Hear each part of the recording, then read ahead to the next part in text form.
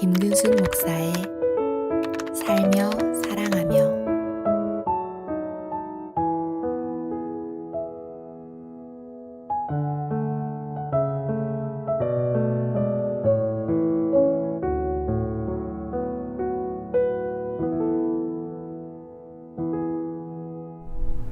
성경에는 사람의 경험으로 이해되지 않는 장면들이 많이 나옵니다. 뱀이나 나귀가 말을 하고요. 바다가 갈라집니다. 처녀가 아이를 낳고 지구가 6일 동안 창조되었다고 이야기하죠. 그러나 이런 이야기들이 사실이라고 생각하는 사람들은 그리 많지 않습니다. 인간의 과학이나 논리로 설명할 수 없다고 생각하기 때문이죠. 비판 정신과 과학적인 역사 연구로 성경을 이해하려고 하는 자유주의 신학자들은 이해되는 부분만 이해하려고 합니다. 이해되지 않는 부분은 시대적 또 문화적 표현이라고 말하거나 단군 설화와 같은 우화적인 요소로 간주해 버립니다. 이솝우화에 보게 되면 학이랑 여우랑 말을 하죠. 심지어 거기 나오는 모든 동물이 말을 할 줄 압니다. 그들은 성경도 그와 같다고 설명합니다. 이해가 되지 않는 부분은 사실이 아니라 어떠한 특별한 가르침을 주기 위한 것으로 해석하죠. 그렇게 그들은 성경을 이해하려고 노력합니다. 그러나 성경은 이해하라고 주신 책이 아니에요. 과학책을 보면서 내가 이해되지 않는다고 해서 그것이 진리가 아니라고 말할 수 있을까요? 성경은 이해하라고 주신 책이 아니라 믿으라고 주신 책이죠. 물론 믿기 어렵고 또 설명하기 어려운 부분이 있습니다. 그러나 우리가 인정하고 인정하지 않고의 여부를 떠나서 진리라는 것에는 변함이 없습니다.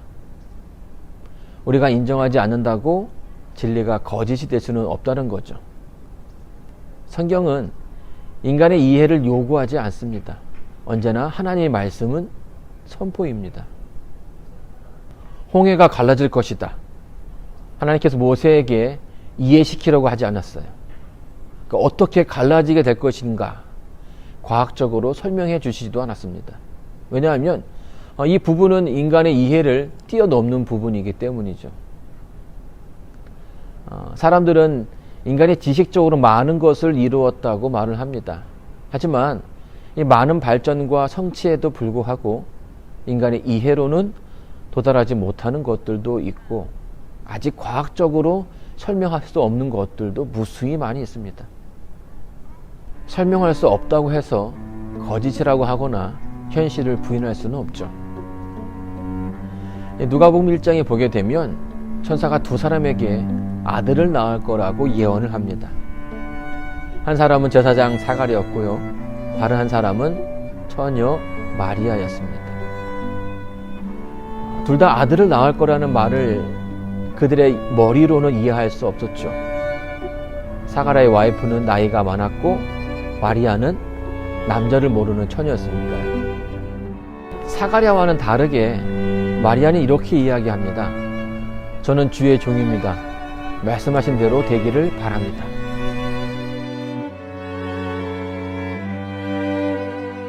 둘 다 머리로는 이해할 수 없었지만 마리아는 하나님의 말씀이 자신에게 성취될 것을 믿었죠. 시간이 지나서 둘 다 아들을 낳게 됩니다. 믿지 못한다고 해서 아들을 낳지 못한 것은 아니에요. 여기서 우리가 알아야 할 것은 하나님 말씀과 약속은 인간의 믿음 여부와는 상관없이 진리이고 성취가 됩니다.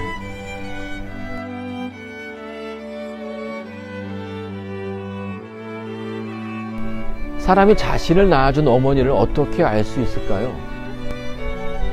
곰곰이 생각해 보면 사람은 자신을 낳은 분이 엄마라는 것을 알 수 없습니다. 아이 스스로 엄마를 알기에는 제약이 많죠. 갓 태어난 아기가 얼마나 많은 인지 능력을 가지고 있겠습니까? 제한된 인간의 능력으로 하나님을 다 안다고 할 수 없는 이유가 여기에 있는 겁니다. 하나님은 인간보다 더 크시기 때문에 다 이해할 수 없는 거죠. 존재하시지만 경험되어지지 않고 또 인간의 능력을 뛰어넘는 분이시기 때문에 다 이해할 수 없고 설명할 수 없는 것입니다. 그렇다면 우리가 어떻게 나를 낳아주신 분을 어머니라고 부를 수 있을까요? 답은 생각보다 간단합니다. 엄마가 말해주기 때문이죠. 내가 너를 낳았다. 내가 네 엄마다. 그리고 아이는 그것을 이해하려고 하지 않고 자연스럽게 믿는 거죠. 우리는 어머니를 어머니라고 말하는 것을 어려워하지 않습니다.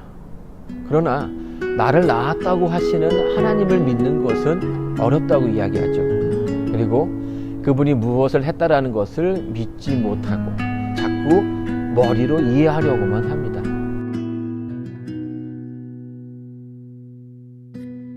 성경을 우리의 지식으로만 설명하고자 한다면 결코 그 안에서 하나님을 만날 수 없습니다.